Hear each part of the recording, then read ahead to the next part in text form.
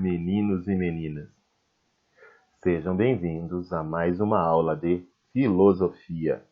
Essa é a nossa aula de número 2 do quarto bimestre, que tem como título Como alcançar a felicidade, as receitas dos antigos, Aristóteles e as filosofias helenistas. Então, a gente vai tentar identificar nessa aula a felicidade como motivo da reflexão crítica e diversos conceitos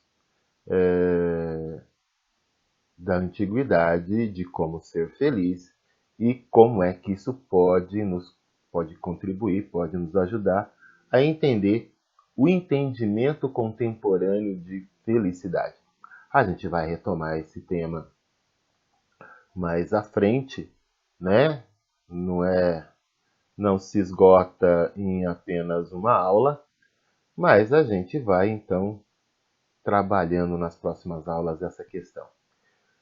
Indico aí para você para ver esses dois vídeos aqui, se você quiser se aprofundar um pouco mais nos assuntos, que são bastante interessantes no sentido de contribuir para trazer mais conhecimento.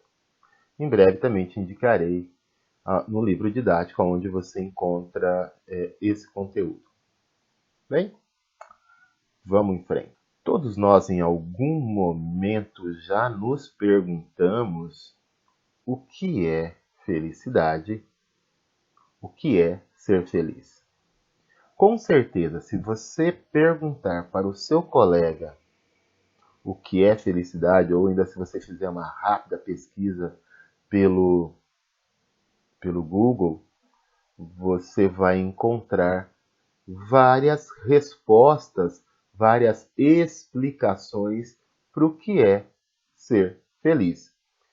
E, ao mesmo tempo, você verá que aquilo que causa felicidade para uns causa infelicidade para outros. Então, não é uma questão muito simples de ser respondida, apesar de ser uma questão muito frequente. A filosofia, ela, como uma reflexão cuidadosa, sistemática e profunda e crítica, ela pode nos ajudar a responder essa grande pergunta da humanidade: o que é felicidade? Okay? A filosofia, nas suas mais diversas vertentes, nas suas mais diversas correntes, nos apresenta não só o que é felicidade, mas caminhos, jeitos da gente ser feliz, jeito da gente encontrar essa felicidade. Uma das respostas possíveis a gente encontra na filosofia da antiguidade. Né? Hoje a gente vai se atentar para essa filosofia lá da antiguidade. Entendendo como os gregos entendiam que que felicidade é ataraxia, que eu vou traduzir de uma maneira muito simples, né, muito contemporânea, que é buscar a paz de espírito, né, aquela tranquilidade, a ausência de situações de estresse, ou a calma, né, aquela calma profunda que cada um de nós um dia já sentiu ou busca sentir. Então, é essa a ideia de ataraxia. Mas, ao contrário da contemporaneidade, os gregos buscavam essa ataraxia através da filosofia, não da conquista de bens materiais. Né? Alguém pode dizer, olha, professor, o que me traz paz de espírito é ter comida, ter segurança alimentar. O que me traz paz de espírito é ter todos os meus desejos atendidos. Beleza, são respostas contemporâneas. Os gregos buscavam essa paz de espírito, essa ataraxia, em através da filosofia, em coisas do espírito, em coisas da mente, em coisas que tornam o ser humano mais tranquilo diante de algumas questões sociais, morais e tudo mais. Vamos seguir em frente que a gente já vai entender exatamente do que os gregos estão falando.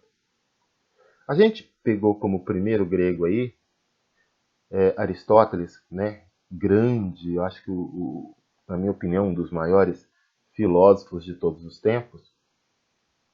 E Aristóteles traz a questão da felicidade para dentro da ética. Ele coloca a felicidade como o bem máximo, né? Como o sumo bem a qual todos os homens buscam. Porque cada um, a seu modo, mesmo com entendimentos diferentes, mesmo com percepções diferentes, todos nós, né, todos os seres humanos, segundo Aristóteles, têm como objetivo ser feliz. Você vai falar assim, professor, isso está meio louco, né? Tem gente que gosta de ser aquela coisa ensimesmada, entristecida. Mas aquela coisa entristecida e ensimesmada, para aquela pessoa, representa a felicidade, representa a tranquilidade da alma que ela busca. Daquela forma, ela se sente tranquila. E aí o Aristóteles nos traz uma coisa muito interessante lá da sua ética, que é a questão do equilíbrio, buscar o equilíbrio entre os vícios. E ele vai dizer, olha, para ser feliz, nós precisamos viver uma vida virtuosa. Viver uma vida virtuosa é não ceder aos vícios, nem os vícios por excesso, nem os vícios por deficiência. Ou seja, buscar o equilíbrio, o caminho do meio, a mediania. E será que essa ideia do Aristóteles valeria para os tempos de hoje? Será que buscar o equilíbrio nas nossas ações e atitudes nos trariam felicidades? Muitas pessoas vão dizer que sim. Muitas pessoas vão dizer, olha, se você se manter equilibrado, se você for uma pessoa correta, uma pessoa honesta, uma pessoa corajosa, tudo dentro do equilíbrio, você vai viver de forma mais tranquila, você vai ter mais paz de espírito, você vai ter mais tranquilidade. Então, esse é o caminho para a felicidade. Se eu fosse te dar um exemplo absurdo, tá? Que eu não sei se talvez seja o melhor exemplo, mas é um exemplo para você pensar. Muitas riquezas demais, trazem felicidade?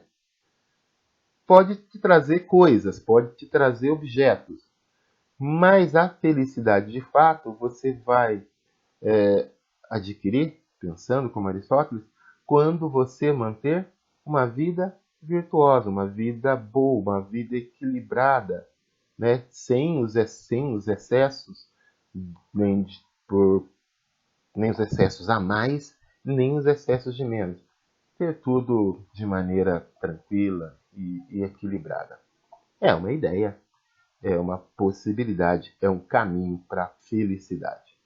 Os gregos vivenciaram um momento histórico, na época do governo de Alexandre, muito interessante.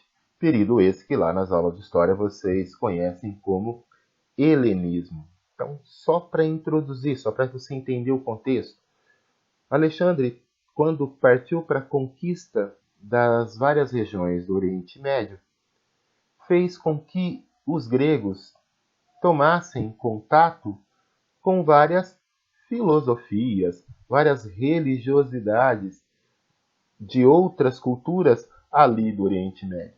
E isso influenciou a forma de pensar, a forma de compreender o mundo dos gregos, né?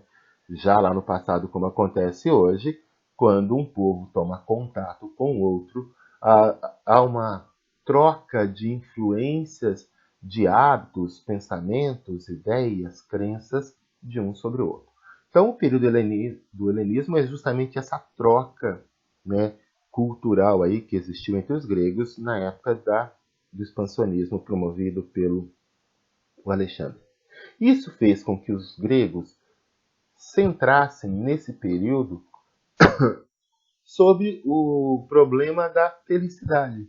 Né? Em contato com as culturas orientais, eles começaram muito a se preocupar de trazer para dentro da filosofia receitas para felicidade, caminhos que vão levar o homem a ser feliz. Quando a gente diz receita aqui, não é uma receita pronta e acabada, mas são caminhos, são formas que se forem praticadas, elas vão produzir a tal da ataraxia, a tal da paz de espírito.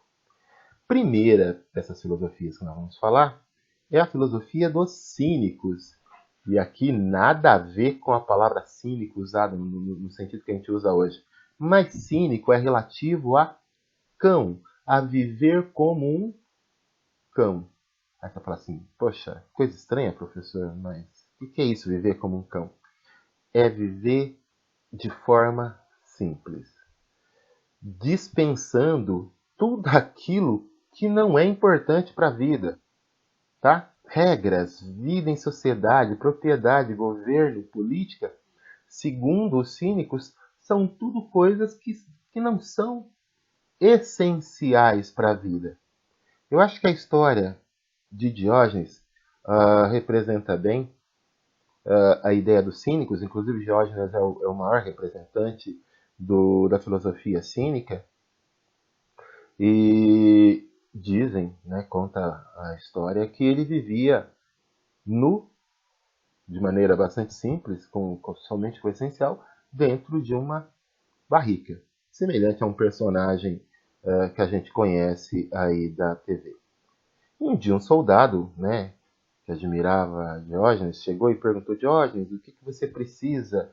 O que você precisa para que eu te ajude? Diógenes diz para ele: olha, apenas quero que você se afaste, porque você está atrapalhando que eu receba a luz do sol. Ou seja, o essencial, a simplicidade de viver a partir da luz do sol, né, de receber a luz do sol, era o que importava para Diógenes. Não a vaidade, não o luxo, não o status social.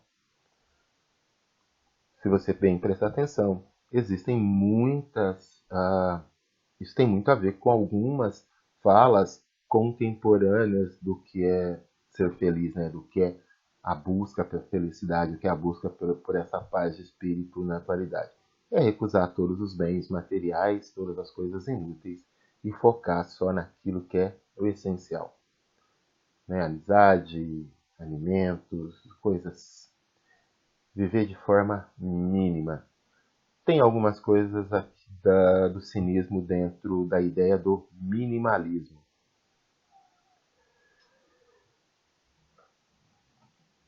Segunda a filosofia aí, cínica, a gente vai falar dos epicuristas, né? Que é lá a filosofia pensada por Epicuro, que a gente tem apenas um documento que restou de Epicuro, mas assim, pelas pesquisas históricas, sabe que Epicuro fazia todo o seu ensinamento, o seu ensinamento para os seus discípulos no jardim. Daí, né, também ser chamada a filosofia do jardim. Mas a ideia central do epicurismo é a busca do prazer como chave para a felicidade. E aqui vamos entender o que é prazer para Epicuro. O prazer para Epicuro é evitar tudo aquilo que causa dor. Eu encontro prazer na ausência da dor. Aquilo que causa dor não me traz prazer. Então, portanto, buscar a felicidade é buscar tudo aquilo que não me causa dor. E para conseguir esse prazer, ou seja, para evitar a dor, uma das primeiras virtudes a ser desenvolvida pelo indivíduo é justamente a prudência. Para que eu encontre esse estado de conforto e tranquilidade, eu preciso desenvolver a prudência, né? O cuidado, o pensar racional. Por isso que a gente diz que o epicurismo busca por prazeres da alma, por prazeres do espírito, não necessariamente pelos prazeres do corpo.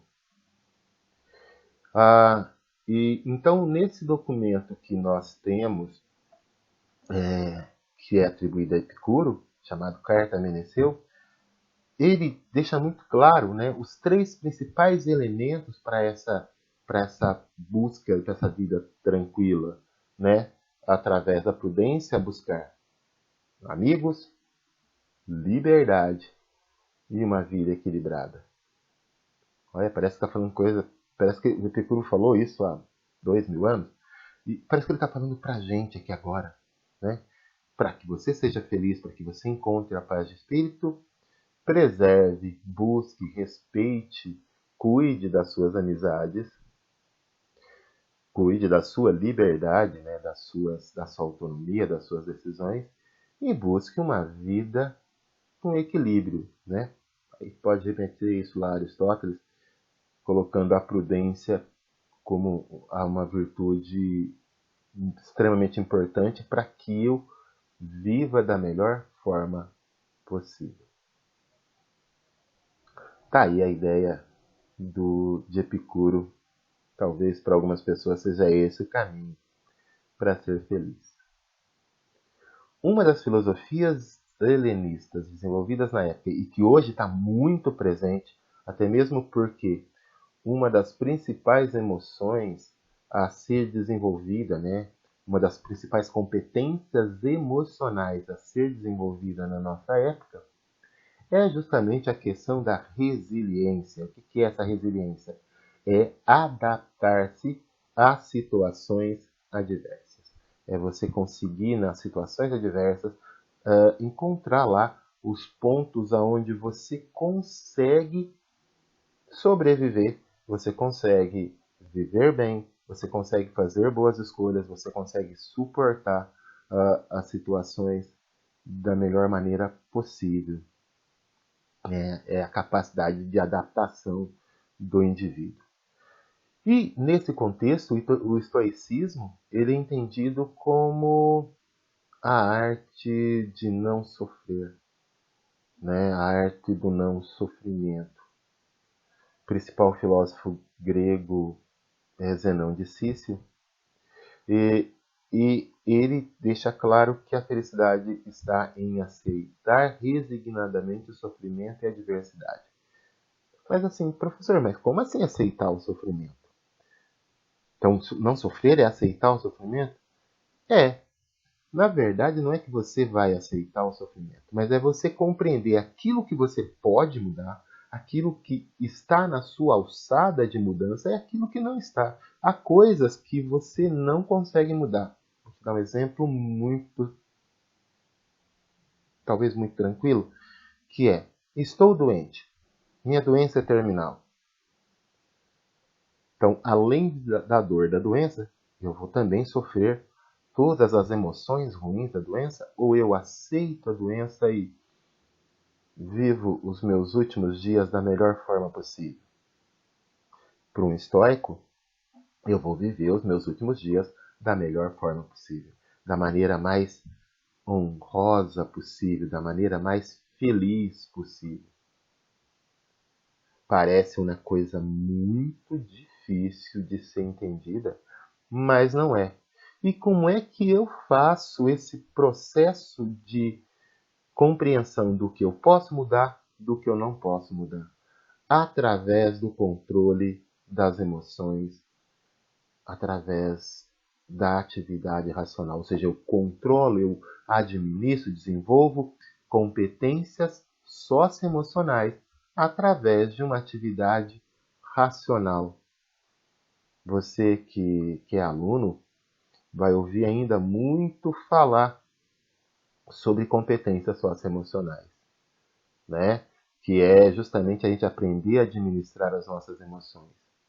Os estoicos já falavam isso há 2000 anos, e justamente desenvolvendo esse controle, essa administração, essa competência socioemocional através da atividade racional, ou seja, raciocinar, avaliar, pensar, questionar, antes de, né, deixar despertado o turbilhão das emoções aí, né, feito uma loucura, tá? Aí nós temos um texto do Zenão, justamente falando sobre, né, separar aquilo que eu posso controlar, aquilo que eu não posso controlar, aquilo que eu consigo interferir, aquilo que eu não consigo. Por último, a última filosofia que a gente traz aí do helenismo é o ceticismo, né, feito lá por Pirro. Também essa filosofia você talvez encontre em alguns lugares com o nome de pirronismo. Mas é a ideia de que ah, tem coisas que a gente não vai conhecer, ou seja, a verdade absoluta nunca vai, a gente nunca vai conhecer. A gente conhece as coisas parcialmente, dentro do tempo, dentro de um determinado contexto. A gente nunca tem a resposta definitiva. Os céticos já pensavam lá no passado que não existe lacração. Essa história, fulano lacrou. Não, não tem lacração. Não tem fechamento de questão. As coisas estão sempre abertas, estão sempre em discussão. Então, se eu compreendo que eu estou em constante questionamento, né, que os fenômenos, tanto os metafísicos, religiosos, dogmáticos, eles estão em constante revisão, em constante análise, eu entendo que eu preciso desenvolver essa tranquilidade, essa paz de espírito. Na verdade, é assim, a própria compreensão dessa inconstância, né, dessa impossibilidade da resposta definitiva, da lacração, já me lança para o processo de tranquilidade. Você já deve ter visto isso. Você chega para o seu professor de filosofia e fala assim, professor, mas qual é a resposta para isso? Ele, na verdade, ele não te traz uma resposta, ele te traz um outro questionamento. E é justamente a compreensão de que é esse questionamento, que é essa compreensão da mutabilidade das respostas, da contextualização das ideias, né? Ou seja, essa verdade absoluta que não existe é que vai me trazer justamente a felicidade. Né? O processo de compreensão que para um a imagem representa uma coisa, para outro outra, é o que vai me trazer o estado de paz interior. Tá? Somente assim, somente com a compreensão de que nós vivemos em constante busca, em constante busca pelas respostas, é que vai me trazer a felicidade. Muitas ideias, poucas respostas definitivas, pensando como céticos. Espero que você consiga aí entender e pensar e verificar que todas essas ideias, apesar de serem muito antigas, ainda estão presentes no nosso dia a dia. Para você que faz atividade impressa e está aí assistindo a minha videoaula, espero que você já tenha voltado para a escola, espero que você já esteja aí na aula presencial. Sua atividade é simples, ó, fazer pesquisa do que é helenismo, né? Estoicismo e epicurismo. Anota, faz aí, escreve para depois ser enviado. Para você que faz atividade pelo Google Form, nós vamos ter uma série de questões de vestibular, né? Porque os vestibulares adoram essas questões, adoram trabalhar tanto a filosofia aristotélica quanto a filosofia do helenismo, né, nas suas questões. A primeira questão aí nós temos Aristóteles, tá? E aí a pergunta é: como é que Aristóteles entende felicidade? Quais seriam? Como é que Aristóteles identifica essa felicidade dentro desses atributos? A gente nunca pode esquecer que, para Aristóteles, a felicidade tem a ver com comportamento, com ética, com conduta, com aquilo como a gente age no mundo. Se eu agir de maneira virtuosa e equilibrada, eu vou ser feliz. Se não, não. Questão 2 também traz aí Aristóteles E aqui, o que Aristóteles considera como boa conduta, né? Qual é, qual é a boa conduta? Relembrando a aula, a gente falou que para Aristóteles boa conduta é a conduta equilibrada, é o caminho do meio, né? Sem vícios por excesso, sem vícios por deficiência. Questão número 3, também Aristóteles como tema, lá da PUC do Paraná. Né? Nós temos várias afirmações aí sobre Aristóteles, sobre a ética de Aristóteles, e você tem que apontar quais são as afirmativas corretas. Então, só lembrando, para Aristóteles, felicidade tem a ver com conduta, comportamento, ética, não com riqueza, com posses, com títulos, nada disso. Quarta questão, ainda Aristóteles. Também, de novo, né, o que é, qual é essa definição de felicidade para Aristóteles? Então, lembrando, o que vai me apontar qual é a conduta equilibrada?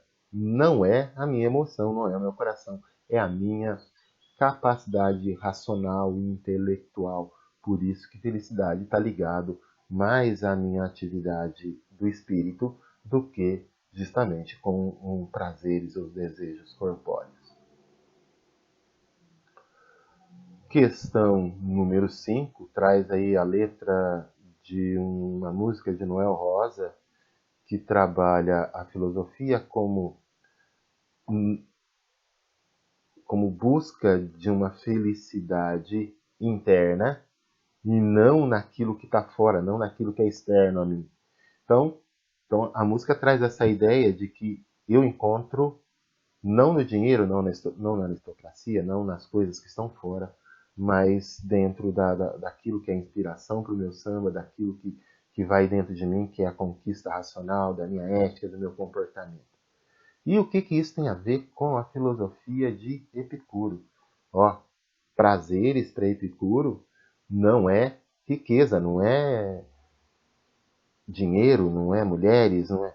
É aquilo que me traz paz de espírito, é aquilo que me traz vida equilibrada. É amigo, é vida equilibrada, né? São coisas que fazem bem ao meu espírito. Sexta questão, falando aí do ceticismo, né, do pirronismo. Qual é a ideia do pirronismo?